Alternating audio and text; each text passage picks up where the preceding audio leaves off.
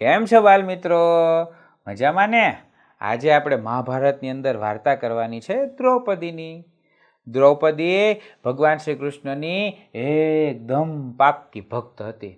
એટલે ભગવાન શ્રી કૃષ્ણે એને એમ કીધું કે જો દ્રૌપદી, હવે છે ને તમે જંગલમાં રહેવાના છો.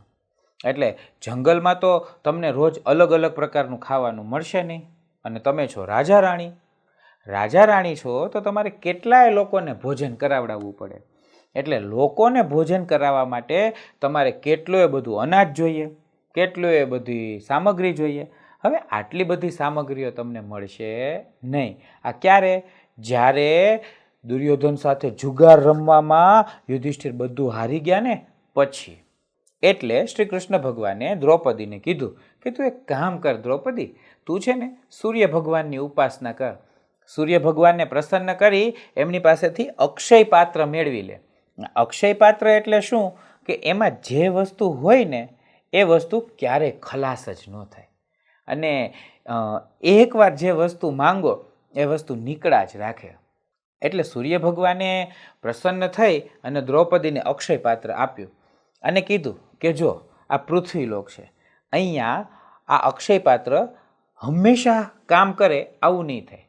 હું તને અક્ષય પાત્ર આપી અને વરદાન આપું છું કે તું જે વસ્તુ માંગીશ એ અક્ષય પાત્રમાંથી નીકળશે, પણ જેવી તું જમી લઈશ ને એટલે તારા જમ્યા પછી આ અક્ષય પાત્રમાંથી કંઈ નીકળશે નહીં.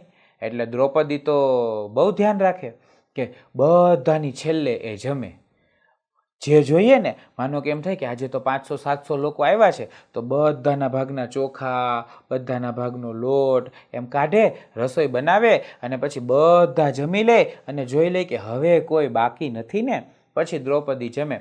જેવું દ્રૌપદી જમે ને એટલે બધું અનાજ પડ્યું હોય ને એ બધું ગાયબ થઈ જાય અને અક્ષય પાત્ર પણ ખાલી થઈ જાય. હવે અક્ષય પાત્રમાંથી ક્યારે ભોજન નીકળે? બીજે દિવસે સવારે સૂરજ દાદા આમ બહાર આવે ને ત્યારે. એટલે આવો રોજનો નિયમ. તો એક દિવસ દુર્યોધનને એમ થયું કે આ લોકોને હેરાન કરવા પડશે, એટલે દુર્વાસા મુનિને બોલાવ્યા.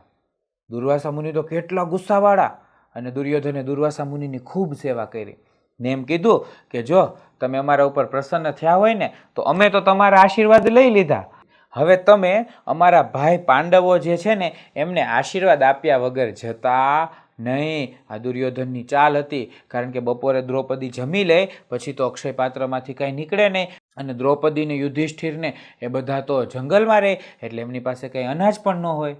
બપોરે જમાડી અને દુર્વાસા મુનિને એમ કીધું કે તમે જાઓ. હવે જેવા દુર્વાસા મુનિ અહીંયા ઝૂંપડી પાસે પહોંચ્યા ને તો દ્રૌપદીએ જમી લીધું હતું, એટલે સાંજના ભોજનની તૈયારી કરવાની કીધી. હવે સાંજે તો આ લોકો પાસે કાંઈ હોય નહીં. દ્રૌપદી ચિંતામાં પડી ગઈ અને ત્યાં યુધિષ્ઠિર કહે કે મહારાજ તમે નદી કિનારે જઈ આવો, સ્નાન કરી આવો, તમારો થાક ઉતારી આવો ને ત્યાં સુધીમાં અમે અહીંયા ભોજનની વ્યવસ્થા કરી નાખીએ. દુર્વાસા મુનિ કે વાંધો નહીં. દુર્વાસા મુનિ તો કેટલા બધા શિષ્યો સાથે આવ્યા, નદી કિનારે સ્નાન કરવા ગયા, અને અહીંયા દ્રૌપદી યુધિષ્ઠિર બધા ચિંતામાં આવી ગયા કે હવે આ લોકોને કેમ જમાડશું? આટલા મોટા સંત અને આપણી ઘરે જમાડવા માટે કાંઈ નથી. આવી ચિંતા કરતા હતા ત્યાં બારણામાંથી અવાજ આવ્યો. તો દ્રૌપદી ખુશ થઈ ગઈ, આ તો કૃષ્ણનો અવાજ છે. દોડીને કૃષ્ણ પાસે ગયા અને યુધિષ્ઠિર, અર્જુન બધા કે સારું થયું કેશવ તમે આવી ગયા, અમે તો કેટલી મોટી મુશ્કેલીમાં પડી ગયા છીએ. દુર્વાસા મુનિ પોતાના શિષ્યો સાથે આવ્યા છે, અક્ષય પાત્રમાંથી અનાજ બધું ખલાસ થઈ ગયું છે, હવે કાલ સવારે આવે, આમને અત્યારે શું જમાડશું? કૃષ્ણ ભગવાન કે બધું ખલાસ થઈ ગયું છે, જોવા દે તો મને. એટલે બધી વસ્તુ આમ પડી હોય ને તો એક માટીના વાસણમાં નાનકડો અમથો એક ચોખાનો દાણો હતો. કૃષ્ણ ભગવાન કે આ એક ચોખાનો દાણો તો છે. આમ કરી અને આમ સટ્ટ દેરાનો લઈ અને ચોખાનો દાણો કૃષ્ણ ભગવાને મોઢામાં મૂકી દીધો. અને પેલા અર્જુન, દ્રૌપદી, યુધિષ્ઠિર બધા આમ જોવા માંડ્યા કે કૃષ્ણ ભગવાને આ શું કર્યું? એ કૃષ્ણ ભગવાને ચોખાનો દાણો મોઢામાં મૂકીને એમ કીધું કે આ દાણાની શક્તિથી આખું સંસાર તૃપ્ત થઈ જાય, એમ કરીને ઓડકાર ખાધો. જેવો કૃષ્ણ ભગવાને ઓડકાર ખાધો ને આખી સૃષ્ટિ તૃપ્ત થઈ ગઈ. અહીંયા દુર્વાસા મુનિ સ્નાન કરતા હતા ને ત્યાં તો એ બધા લોકોને ઓડકાર આવી ગયા. તો દુર્વાસા અને એમના શિષ્યો ઓડકાર ખાઈ લીધા. પછી શિષ્યો દુર્વાસા મુનિને કહે કે મહારાજ, હવે અમારા પેટમાં જગ્યા નથી, અમે તો તૃપ્ત થઈ ગયા છીએ, તો હવે આપણે જમવા નથી જવું હો.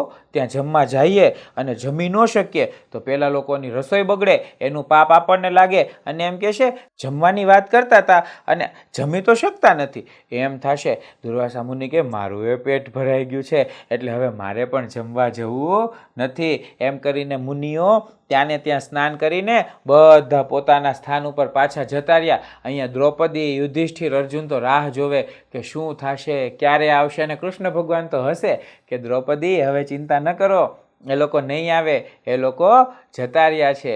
એટલે આમ દ્રૌપદી જેવી પૂરી નિષ્ઠાથી ભગવાનનું કામ કરીએ ને તો સ્વયં સૂર્ય પણ સહાય કરે અને કૃષ્ણ ભગવાન પણ સહાય કરવા આવે.